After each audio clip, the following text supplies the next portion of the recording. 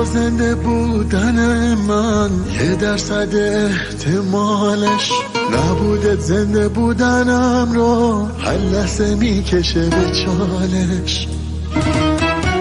دیدنم دیگه دلت عوض نمیشه حالش نبودم برات مهم نیست نه یه روز و نه یه سالش زندگی من بود ولی برخلاف حتمیاتم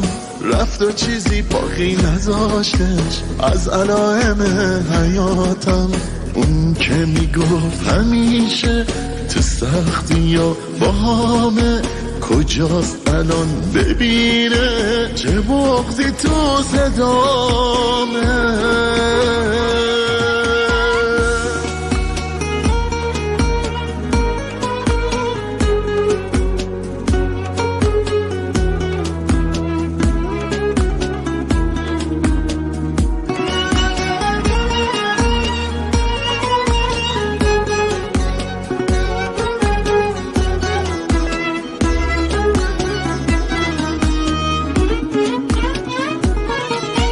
داره میگذره با فکرش همه شبانه روزم دیوونه نمیدونه چقدر دل واپسشم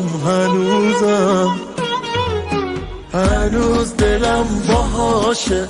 هنوزم میخوام که باشه نمیگه پشیمونه ولی میدونم که از خداشه زندگی من بود ولی برخلاف حتمیاتم رفت و چیزی باقی نذاشتش از علائم حیاتم اون که میگفت همیشه تو سختی یا با همه کجاست الان ببینه چه بغضی تو صدامه